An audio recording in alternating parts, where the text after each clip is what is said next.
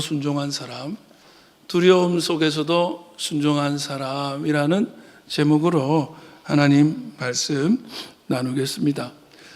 여러분, 인사가 만사다 이런 얘기 다 하잖아요. 사람을 어떻게 쓰느냐에 따라서 그 어떤 사업이든지 일이 성패가 결정난다 이런 말이죠.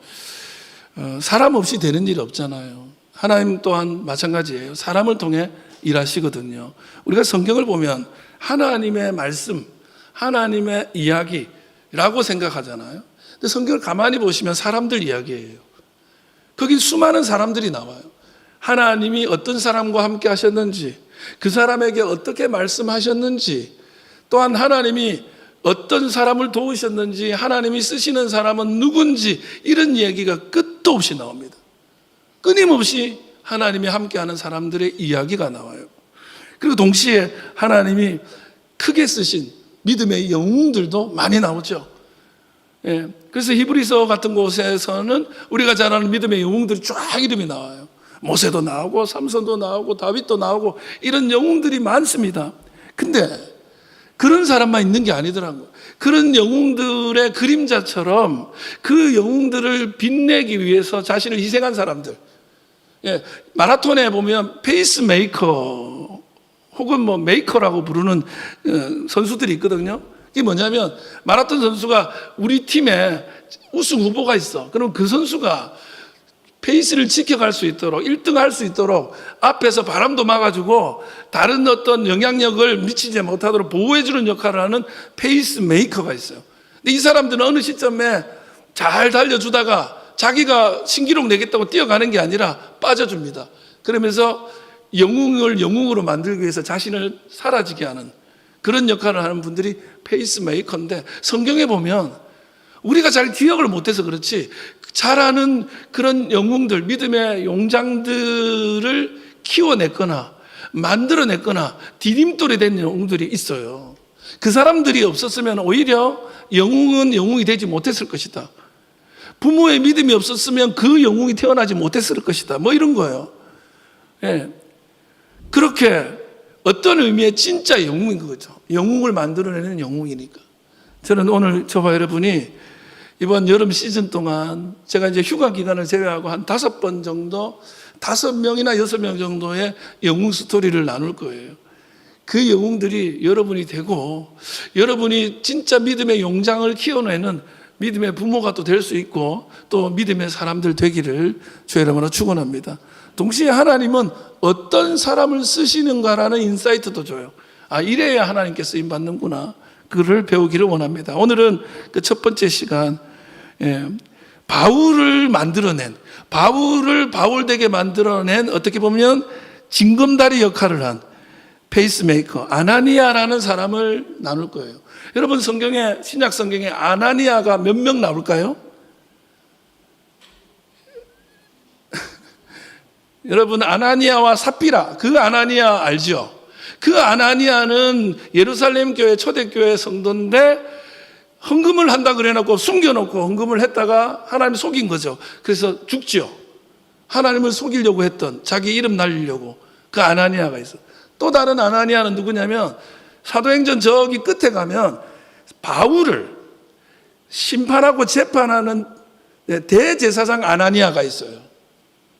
같은 이름인데 오늘 우리가 하는 아나니아는 사울이야. 아직 바울 되기 전이야. 그 위대한 선지자가, 사도가 되기 전인 바울을 이끌어서 사도로 만들어낸 사람 아나니아. 같은 이름인데 인생이 너무 다르죠. 여러분, 저는 여기서도 인사이트가 있다고 봐요. 같은 이름을 가져도 인생은 전혀 달라지는 거예요.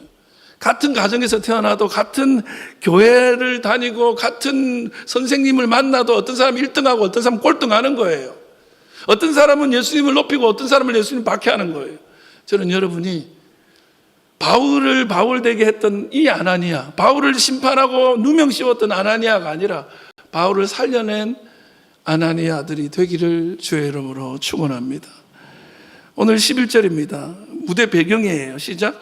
주께서 이르시되 일어나 직가라 하는 거리로 가서 유다의 집에서 다소 사람 사울이라는 사람을 찾으라. 그가 기도하는 중이니라 그랬어요. 이 시리아에 가면 수도가 다마스커스, 오늘 다메섹이 다마스커스거든요. 지금도 이 다마스커스에 구시가 우리 장류 무계동 같은 데가 있어요. 거기 가면 2000년 전의 이름이 아직도 쓰여지고 있는데 여기 뭐라고 했냐면 직가라 했죠. 이거 한자말이야. 그 사람들이 이 말을 안 써요. 직가는 고든 직자에 길가자, 고든 길 이런 뜻이잖아요. 사실은 지금도 그 이름이 있는데 뭐라고 쓰냐면 고든 길이라서 라틴어로 비아렉타라고 그래요. 비아렉타. 비아렉타라는 긴 길이 있어. 이게 지금도 이 길이 있는데 지금은 이제 번화한 시장이 돼 있어요. 그런데도 그 길의 흔적이 그대로 있는데 길이가 한 1.6km, 1600m 되는 직선 길이에요. 그리고 폭이 15m. 옛날로 생각하면 엄청나게 큰 폭이죠. 예, 큰 길입니다. 이제 여기에 지금은 아나니아 기념교회가 최근에 세워졌어요. 한 20세기에 세워졌는데 이 직가, 이렇게 비아렉타라는 그 고든 길에 한 사람이 오늘 걸어가고 있는 거예요. 이 사람은 고든 길을 걷지만 마음은 굽어 있어요. 왜냐하면 막 심장이 벌렁벌렁 하는 거예요. 뛰는 거예요. 다리도 후들거려. 지금 만나러 가는 사람이 누구냐면 교회 역사에 가장 악명 높은 사람이었던 거예요. 당시에. 원수 중에 원수인 사람이에요. 사울이라는 사람을 만나는 거예요. 예수 믿는 사람 죽이는 게 목표인, 인생의 목적인 사람. 이 사람을 지금 만나러 가는 거예요. 호랑이 굴로 제 발로 걸어가는 거죠. 여러분 어떤 심정이겠어요? 여러분이 상상해 보세요. 여러분, 우리는 흔히 하나님이 어떤 사람을 쓸까요? 이런 설교를 한다. 그런 사람을 떠올린다 할 때 이러죠. 능력 많은 사람, 담대한 사람, 두려움도 모르고 말씀이면 뭐든지 하는 사람, 이런 거 생각하지만 오늘 본문의 아나니아는 그런 모습이 아니에요. 어쩌면 우리들의 모습에 가장 가까운 사람일 수 있어요. 성경의 기독교 역사의 가장 위대한 사도 바울을 세웠던 사람. 그러나 본인은 두려워하면서 염려하면서 걱정하면서 그 길을 걸었던 이름 없는 무명의 성도가 아나니아입니다. 오늘 이 아나니아의 모습을 통해서 누가 영웅을 만들어내는 사람인가 혹은 누가 쓰임받는 사람인지를 깨달아 아는 시간 되기를 주의 이름으로 축원합니다. 첫 번째는 뭐냐면 평범하지만 부르심에 응답하는 사람이라는 거예요. 여러분, 하나님은 평범한 사람 써요. 그런데 부르심에 응답을 해야 쓰임 받는 거예요. 누가 위대한 영웅을 만들어내냐? 평범하지만 응답하는 사람이에요. 10절 읽어보겠습니다. 시작. 그때에 다메섹에 아나니아라는 제자가 있더니 주께서 환상 중에 불러 이르시되 아나니아야 하시거늘 대답하되 주여 내가 여기 있나이다 하니. 여러분, 사도행전 9장은 여러분이 기억하셔. 그러니까 교회 다니는 사람은 사도행전 9장 얘기는 한 번쯤은 다 들어본 거예요. 저도 어렸을 적에 교회를 다니는 거 아니에요? 어린 시절에 제가 교회를 다니면서도 성경을 잘 모르지만 하나는 너무 재밌게 들은 거예요. 그게 뭐냐면 사울이라는 사람이 예수 믿는 사람 박해하기 위해서 다메섹으로 가다가 대낮에 환상 중 예수님을 만난 거야. 사울아 사울아 너 왜 나를 박해하니? 그 음성을 듣고 땅바닥에 꼬꾸라져서 그 음성을 듣고 그 빛을 보고 눈이 멀어가지고 나중에 어떻게 됐다? 그때 회심하고 사울의 회심 사건. 그러면서 그 박해자 사울이 그 유명한 바울이 되었다. 제가 초등학생, 고등학생, 중학생 때 아무것도 모를 때 이건 알았어요. 그 사도행전 9장 하면 바울이 주인공이야. 바울의 회심 이야기가. 여러분들도 다 그거 알죠? 와, 시험 드네. 그것도 몰랐단 말이야. 바울 얘기하면 이 얘기가 제일 유명한 얘기 중에 하나잖아요. 바울은 원래 박해자였는데 이 사람을 주님이 붙잡아서 찾지도 않았죠. 여러분, 하나님을 안 찾아도 하나님이 찾아오는 얘기는 바울을 통해서 알 수 있어요. 내가 먼저 찾은 게 아니야. 하나님이 나를 찾아왔어. 바울은 그렇게 변화됐는데 그때 그 얘기가 그렇게 끝나는 게 아니고 그 다음 장면이 있는 거예요. 이 바울을 진짜 바울로 만들어 갔던 사람 이야기가 있는 거예요.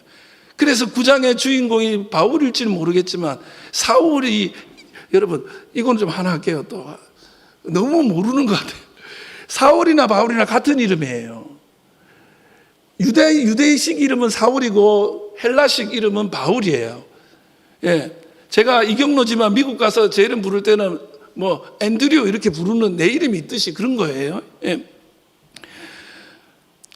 우리는 이 바울만을 생각하지만 하나님은 그 9장에서 누구 한 명을 더 불러요. 그 사람이 아나니아입니다. 다시 10절 읽어볼게요. 시작. 그때 다메섹에 아나니아라는 제자가 있더니 주께서 환상 중에 불러. 여기까지 봅시다. 여기 뭐라고 하면 다메섹에 누가 있다고? 아나니아라 하는 제자가 있더니 그랬어요. 여러분, 여기 아나니아라 하는 제자, 요 말이 헬라어로 보면 하나가 빠져 있어. 한 단어가. 그게 이제 마데테스티스거든요. 아나니아라 하는 제자 할 때 뭐뭐라 하는 제자, 마데테스티스인데 티스가 빠져 있어요. 티스가 뭐냐면 어떤이야, 한, 요게 빠져 있어요. 그러니까 이렇게 번역하는, 이름은 아나니아인데 제자 중에 한 사람이야. 그러니까 이렇게 아나니아라 하는 어떤 한 제자가 있었더라 이렇게 돼 있어요. 요게 왜 중요하냐면 사도행전 누가 썼죠? 사도행전 누가 썼어요? 누가가 썼어요. 누가가 누가복음을 쓰고 2편으로 사도행전 썼잖아요. 사도행전 누가 썼다고? 누가. 아이고 참 힘드네. 이 진도가 안 나간다. 이거 언제 끝나겠노? 다 알 줄 알고 나는 그랬지. 누가가 썼는데 누가는 의사입니다. 의사 출신이에요. 그래서 과학적인 어떤 합리적인 이런 사람이야. 그러다 보니까 뭘 쓸 때 증거를 많이 하든지 뭐 그 사람에 대해서 설명할 때 그 사람의 지금 직책이라든지 이런 걸 써줘요. 정확한 증거를 대기 위해서. 그래서 예를 들면 이런 거야. 데오빌로, 누가복음도 사도행전도 1장에 보면 데오빌로 각하라고 나와. 각하. 이거 각하급이야. 엄청 높은 사람이야. 지역을 다스리는 사람. 데오빌로 각하. 혹은 뭐 예를 들면 고넬료라고 하지 않고 백부장 고넬료 이렇게. 그 사람이 직업을 얘기하거나 그 사람이 누군지를 알 수 있는 직함을 붙여줘.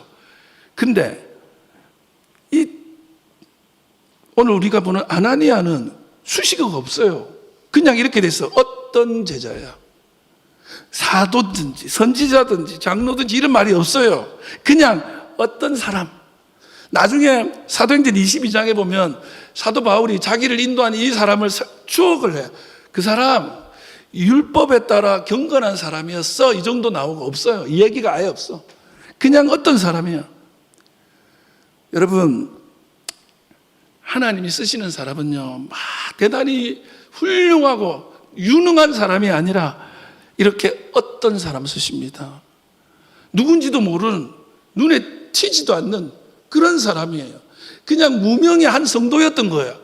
다만 우리가 다 무명하지만 쓰임받는 사람은 뭐가 다르냐? 응답하는 사람인 거예요.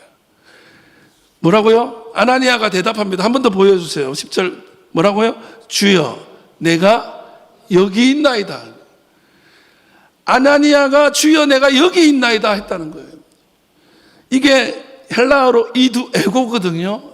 내가 여기 있습니다. 이렇게 성경을 보면요, 이 대답이 쓰임받는 사람이 공의한 대답이야. 예를 들면 아브라함아 하고 하나님 부르실 때 아브라함이 뭐라고 하는지 아세요?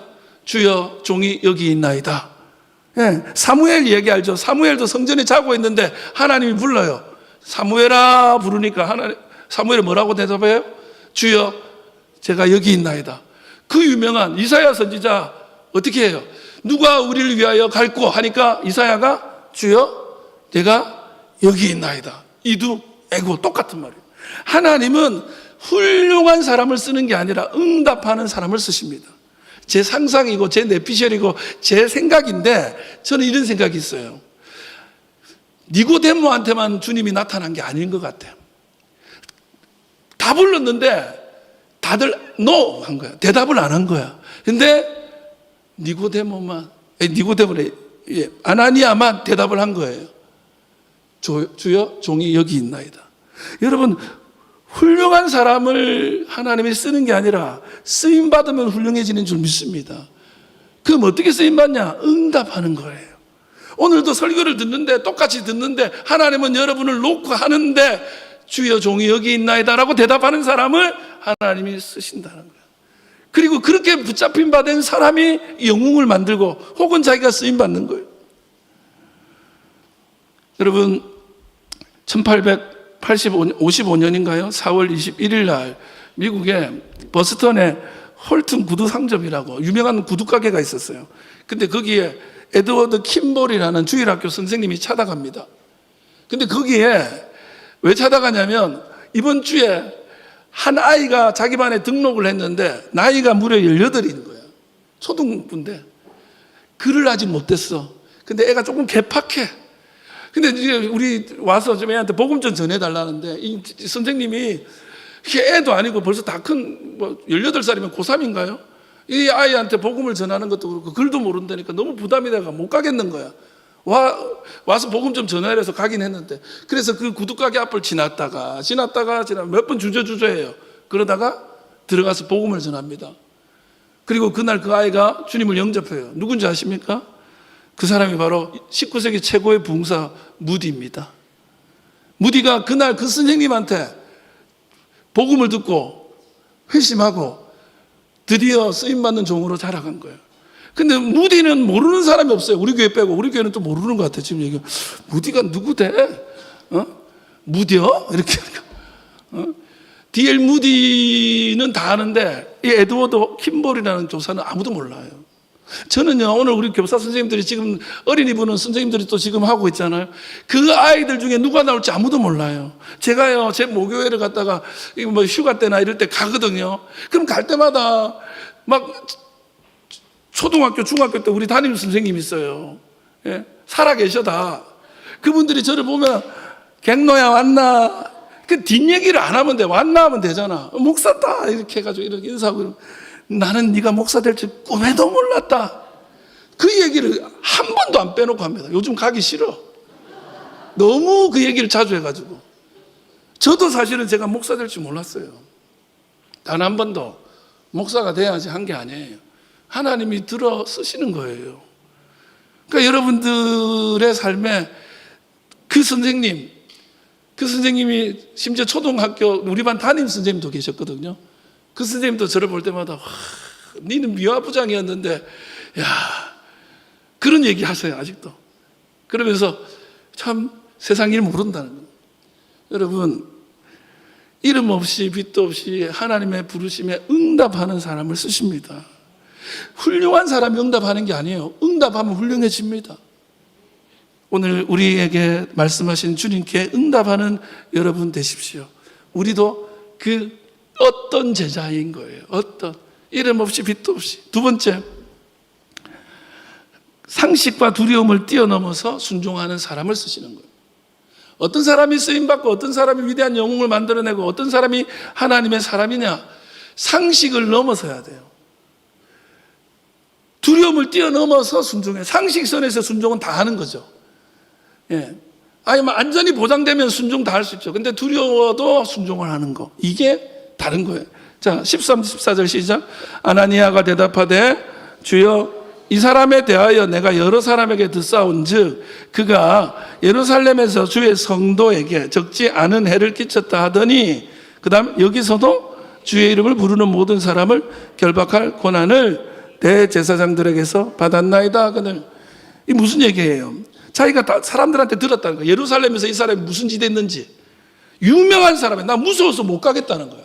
이 사람이 스데반 돌로 칠 때 주동자라는 것도 들리고 심지어 이 동네에서는 뭐라고 되어 있냐면 주의 이름을 부르는 모든 사람을 결박할 권한을 대제사장한테 받았대. 쉽게 얘기하면 007이야. 예, 라이센스 투 킬. 살인 면허 받았다는 거예요. 이 사람이 잡고 싶으면 잡을 수 있는 권한을 위임받은 사람이야. 이런 사람 잘못 만나면 어떻게 돼요? 우리 가족이 어떻게 될지 몰라. 심지어 생각해 보면 성도들 중에 친척 중에 저 사람한테 당한 사람도 있을 수 있는 거예요. 원수야. 근데 그 원수한테 가서 안수하라고? 그 원수의 눈을 뜨게 해주라고? 그 원수에게 복음을 전하라고? 이게 말이 안 되잖아요. 처음에는 아멘 했는데 지금 하라고 하는 그 일이 상상해 보니까 너무 황당한 거야. 너무 무서워. 여러분 같으면 가라면 바로 가겠어요? 네? 일제시대인데 여기 이 지역을 다스리는 일제 그 군인이 있어. 소자야. 저 사람한테 복음을 전하기만 하면 우리도 살 것 같아. 그래서 누가 그 사람한테 복음 전할까요? 우리 교인들한테 손들라 했어. 여러분 손들 거예요? 잘못 갔다가 그냥 바로 목이 날아갈 수도 있는데. 무섭잖아요. 당연한 거고 합리적인 거예요. 나 못하겠어요.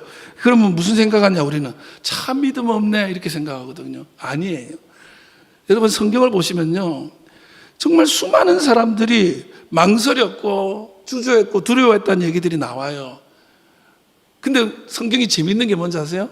그거를 그대로 써놔요. 그럼 만약에 이게 무조건 순종하십시오, 그래야 복 받습니다, 이 말을 하고 싶으면 이걸 지워버려. 이런 주저하거나 두려워했거나 염려했던 얘기를 지워버려. 그럼 좋잖아요. 그럼 성도들한테 설교하기 좋잖아. 보세요, 성경에 무조건 순종했죠. 여러분처럼 제가 약했어요, 믿음이 없었어요, 이런 말 누가 한대요? 이렇게 하면 되는데 성경에 그게 다 나와. 주저하고 두려워하고 무서워하고 상식적으로 안 맞잖아요, 이래. 여러분 성경이 그 망설임을 기록한 것이 은혜예요. 왜냐하면 우리 같은 사람도 설 수 있구나, 그 자리에. 나같이 두려워하고 나같이 염려 많은 사람도 하나님이 쓰시는구나 하는 은혜를 우리에게 주십니다. 여러분 우리가 특별하지 않을지 몰라도 그 특별하지 않은 우리를 통하여 얼마든지 일하실 수 있는 분이 하나님인 줄 믿습니다. 하나님이 이렇게 주저하는 아나니아한테 책망했을까요? 아니면 걱정 마, 안전 보장할게 이랬을까요? 안 해. 그런 것도 그런 거 해주면 하겠는데 내가 책임질게, 가기만 해라 이러면 좋은데 그게 아니야. 15절 시작. 주께서 이르시되 가라, 이 사람은 내 이름을 이방인과 임금들과 이스라엘 자손들에게 전하기 위하여 택한 나의 그릇이라. 이때 야 염려 마, 내가 너 책임진다, 절대로 안 다친다, 보장할게, 그래 가라 이러면 되는데 하나님은 아니야, 그런 얘기 안 해. 안전 보장할게 이런 얘기 안 해. 이 사람은 내가 쓰는 그릇이야. 이 사람이 이 땅에 많은 이방인과 임금들과 이스라엘 자손을 구원할 사람이야. 그를 위해서 내가 택한 사람이야. 하나님의 계획과 비전을 보여줘요. 여러분 누가 쓰임받는 줄 아세요? 안전 보장하면 할게요, 이게 합리적이면 할게요 하는 사람이 쓰임받는 게 아니라 하나님의 뜻에 동의하는 사람, 하나님의 비전을 보고 내 뜻을 죽이고 그래요, 하나님의 뜻이 그거라면 위험하더라도 제가 갈게요 할 수 있는 사람을 통해서 주님이 일합니다. 자기 안전보다 하나님의 계획이 더 크다고 믿는 사람이 아나니아 같은 사람이에요. 보통 사람이지만 그래요, 하나님이 원하시면 그렇게 되겠죠, 제가 가겠나이다. 그래서 여기 가라라는 말이 헬라어로 포리오라고 되어 있는데 이게 이 원어에 보면 명령형이 그리스 헬라 말에는 두 가지가 있어요. 하나는 뭐냐면 이번에 한 번만 가라. 뭐 예를 들면 저기 미국 한번 가라, 그러니까 한 번 가는 거잖아요. 그게 아니고 또 하나가 뭐냐면 계속해라는 명령형이 있어요. 그게 현재 명령형인데 그게 뭐냐면 여기 쓰여지는 거예요. 그게 이런 거예요. 가라 했는데 가다가 멈춰서 돌아오는 게 아니라 계속 가라. 멈추지 말고 가라는 거예요. 힘들어도 가라는 거예요. 갈등이 돼도 가라는 거예요. 두려워도 가라는 거예요. 아멘을 해야 끝나는데 내가 단어가 없어서 이제 주저하고 있었어요. 여러분 그래서 이 단어를 군인들한테 쓰는 말이야. 포리오하는 거예요. 군인이 무섭다고 안 가면 안 되잖아요. 적진을 향해 가는 거예요. 앞에 적이 있어도 가는 거예요. 장애가 있어도 가는 거예요. 그렇게 가라는 거야. 저 사람 내가 쓰는 사람이야. 무섭지만 가는 거예요. 여러분 성경이 얼마나 은혜인 것은 성경에 수많은 사람들이 내 안전이 아니라 하나님의 비전을 보고 갔습니다. 보세요, 모세가 처음에 하나님 부를 때 종이 여기 있나이다 하고 무조건 갔냐? 아니요. 어떻게 해요? 모세, 나는 입이 뻣뻣해요, 말 잘 못해요, 내가 어떻게 주님의 뜻을 전합니까? 나 말 못해요, 거절하잖아요. 결국 갑니다. 그뿐이고 예레미야 자기를 뭐라고, 나는 아이라서요 겁도 많고요 앱니다. 근데 가서 눈물 흘리며 선포하잖아요. 심지어 바울은 고린도전서 2장에 보면 고린도 교인들은 내가 너희들하고 같이 있을 때 얼마나 무서웠는지 아니? 그래요. 바울도 그 얘기, 다 무서웠다는 거야. 하나님이 쓰시는 사람의 공통점은 겁이 없는 사람이 아니라 오히려 겁 많은 사람이었어요. 현실적인 사람이었어요. 그런데 그 두려움을 정직하게 고백하고 내가 이렇게 약한데 그러나 주님의 뜻이 그것이니 비전이 그것이니 종이 가겠나이다. 그렇게 간 사람들이에요. 여러분 2022년 11월에 손흥민 선수가 축구를 하다가 얼굴을 크게 다쳤어요. 그 안아골절이라 코뼈하고 다 무너졌는데 이게 이제 한 달 남았어요. 카타르 월드컵이. 이거 이제 뛰다가 잘못되면 선수 생명 끝날 수 있다. 못 뛸 거다. 뭐 이런 얘기가 있었는데 그때 그 손흥민 선수가 뭐라고 하냐면 내가 대한민국 국가대표로 뛸 수만 있다면 1%의 가능성만 있어도 나는 뛰겠다. 그렇게 하면서 감동을 주면서 결국 뭘 하고 나타났어요? 검정색 마스크. 기억나시죠? 그 마스크를 썼다는 건 뭐냐면 나 안 무서워가 아니야. 나 무서워.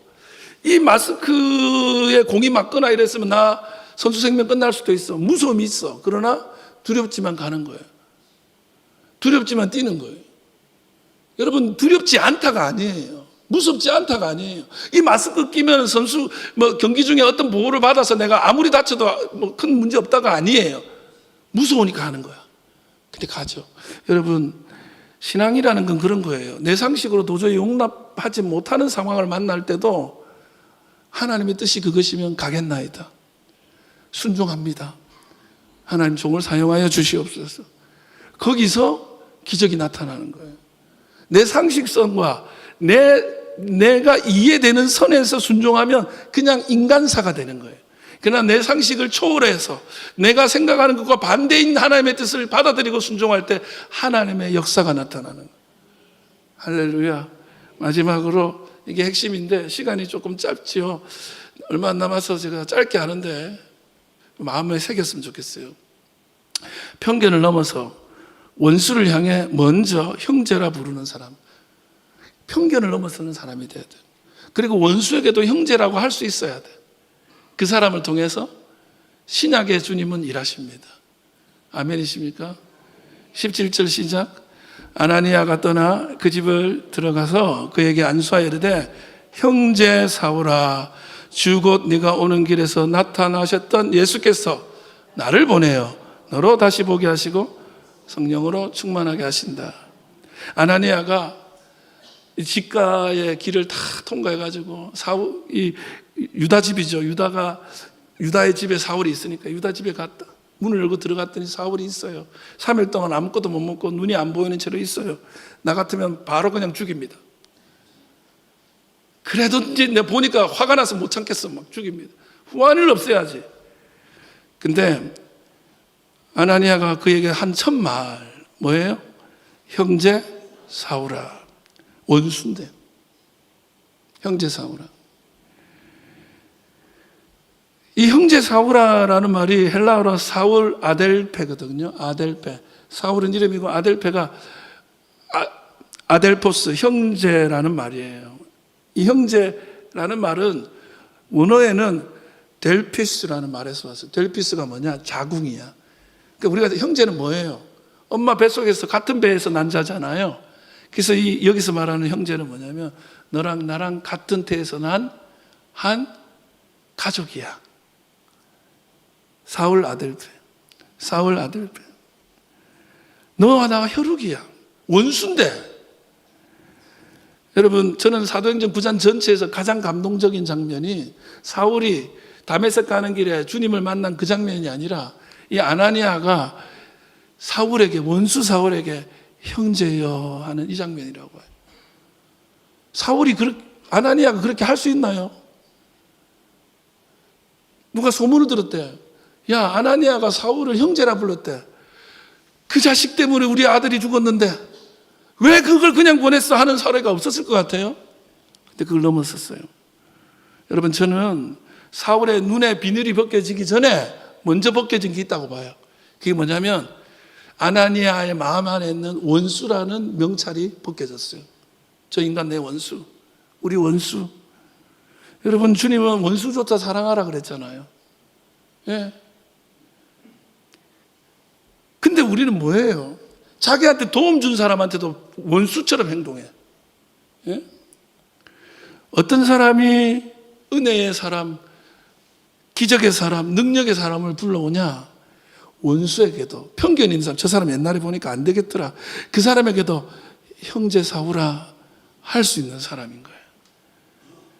그 한마디에 사울은 그동안에 가지고 있던 모든 죄책감과 모든 마음의 짐을 내려놓습니다. 그리고는 그 다음 장면에 밥도 먹어요. 힘을 얻어요. 그리고는 바로 전도 시작합니다. 그러니까 원수를 형제로 받아들일 수 있는 예수 그리스도의 심장으로 말하는 사람을 통해 기적이 일어나는 거예요. 아무리 교회가 많고 큰 교회가 많아서 성도가 많아도 세상이 손가락질만 받는 이유는 뭐냐면 예수만 얘기하지 예수로 안 사는 사람들이 많아서 그런 거예요. 제가 정치 얘기 안 하죠? 오늘 좀 할게요. 대한민국 사회가 지금 혐오와 편견이 너무 많은데 정치적으로 조금만 이념이 다르면 서로를 원수가 아니라 이거는 벌레보다 못하게 봐요. 그 무조건 척결의 대상으로 봐요. 여러분, 한 형제예요. 사랑하셔야죠. 근데 저는 더 이해 안 되는 게 뭐냐면 같은 당이래. 근데 같은 당인데 자기랑 지지하는 사람이 다르다고 죽이려고 해요. 벌레 취급해요. 이게 왜 이래요? 여러분, 이건 다 뭐냐면 우리 사회가 혐오와 분열과 서로를 미워하고 시기하고 질투하는 사단의 괴계에 빠져 있다는 증거예요. 주님이 서로 사랑하라, 이웃도 사랑하라 그랬는데 우리는 죽이고 싶어. 근데 그 죽이고 싶은 마음을 말하는 사람이 막 멋져. 그게 멋져요? 여러분 유튜브에 정치 뉴스 이런 거 보시는 분들 보지 마세요. 그 보고 있다가 누구 욕하면 자기도 욕해. 1995년에 6월 24일 날 남아프리카 공화국 요하네스버그의 앨리스 파크라는 우리나라로 치면 잠실 주경기장 같은 경기장에서 이런 일이 있었어요. 럭비 월드컵 경기가 영연방 전체는 럭비를 하거든요. 미식축구 말고. 그거의 월드컵 결승이에요. 그때 넬슨 만델라가 대통령이 된 거예요. 그래가지고 경기장에 나타났는데 옷을 하나 유니폼을 입고 나타난 거야.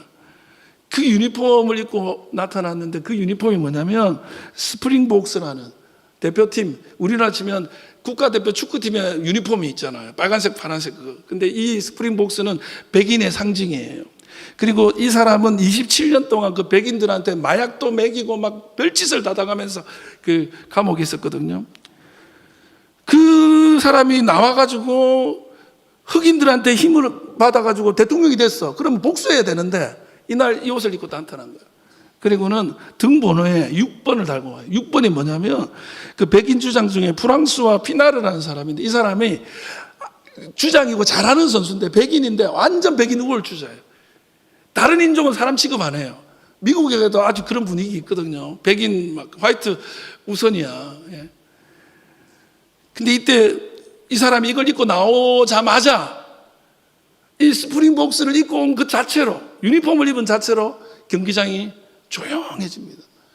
그리고 모자를 벗어서 딱 흔드는 순간에 그 수많은 6만 명의 백인들이 넬슨 넬슨 외치기 시작합니다. 전쟁 직전이었거든요. 쫙 쪼개져가지고. 그런데 나라가 하나가 되고 지금의 남아프리카 공화국이 그러니까 백인도 흑인도 같이 사는 사회가 된 거예요. 여러분, 우리는 심지어 원수도 주님이 사랑하라고 그랬는데 나한테 형제고 자매고 우리 친구들인데 나한테 조금만 잘못해서 갑자기 원수 만들어버려요. 자기한테 도움 줬던 사람인데도 원수래. 이런 이 기적이 안 일어나는 거예요. 기적은 원수조차도 친구여라고 형제여라고 품을 수 있는 시의 심장의 사람이 만들어내는 거예요. 저는 우리 교회가 좀 그런 교회 됐으면 좋겠어요. 우리 교회 다양성을 가지고 서로를 존중하고 서로를 사랑하고 서로를 안아주기를 주의 이름으로 축원합니다. 예. 그래야 그 안에서 내가 전혀 예상하지 못한 오늘 바울이 나오는 거예요. 역사에 쓰임받는 종이 나오는 거예요. 여러분 인생에 사울이 있을 거예요. 여러분 인생에 뜸지 못하는 어떤 나의 선입견, 나의 그 사람이 있을 거예요. 오늘 그걸 넘어설 수 있기를 주의 이름으로 축원합니다. 그 순간부터 여러분이 아나니아처럼 바울을 만들어낸 사람이 될 줄 저는 믿습니다. 말씀 마칩니다. 인간의 본성이 그래요. 주인공이 되고 싶어요. 뭐 오늘 날도 날이니까 제가 어렸을 적에 있었던 일을 얘기해 드릴게요. 제가 전도를 이렇게 저렇게 조금 하고 있었는데 고등학교 2학년 때였어요. 우리 고등학교는 핸드볼부가 있었거든요. 핸드볼 하는 그 선수 출신인데 한 살 어린 김원근이라는 친구가 있었어요. 얘가 참 귀엽게 생겼어. 핸드볼 선수인데 키도 작고 제가 좋아하는 스타일이에요. 키 작고. 원근이가 착해. 선배 이러는데 교회를 데려가야 되겠다. 교회 데려갔는데 제가 어떻게 했어요? 우리 교회 적응을 시키고 싶은 거야. 그래서 어떻게 했냐면 모임이란 모임에 원근이를 다 데려갑니다. 그리고 애들 다 소개해줘요. 그래서 이제 내가 좀 봐서 괜찮다는 여자애들하고 다 만나. 그래서 막 원근이는 맨날 교회 와가지고 누구 만나는 게 일이었어요. 근데 이제 여름 방학이 됐는데 그때는 삐삐 이런 것도 없었던 시절이잖아. 원근이 집에 전화했는데 원근이 나갔다는 거야. 내가 연락하면 갈 일이 없는데 뭐 교회 간다던데 이러던. 교회? 그래서 연락해 봤더니 누구 집에 있다는 거야. 봤더니 나 없이 저그들끼리 모여 있는 거야. 원근아, 니 나한테 이럴 수가 있나? 내가 니 맨날 데리고 다니 챙겼는데 니는 나를 이렇게 배신하냐? 얼마나 섭섭했던지 그 길로 원근이 안 봤어요. 진짜로. 원근이도 슬슬 나 피하고 학교에서도 모른 척하고, 예. 그 길로 아직도 안 봐요. 어떻게 됐는지 몰라. 내가 이렇게 고백합니다. 사실 좋았던 관계잖아요. 엄청 훌륭했던 거예요. 전도도 하고. 근데 자기가 주인공 되고 싶으니까 등 돌려버려. 그뿐입니까? 사랑했고 서로 좋아했는데 조금만 마음에 안 들면 그때부터 원수도 돼. 여러분, 그거는 세상의 방식이에요. 근데 이제 우리는 어떻게 살아야 돼요? 주의 부르심이 있다면 내가 마음에 원치 않더라도 나의 그 선입관, 편견, 심지어 원수, 그걸 넘어설 수 있어야 돼요. 그게 주님의 부르심입니다. 오늘 우리 장유중앙교회가 주님이 말씀하시면 내가 가겠나이다, 주가 말씀하시면 내가 서겠나이다, 종이 여기 있나이다 고백하며 나아갈 수 있는 주님의 백성들로 일어나기를 주의 이름으로 축원합니다.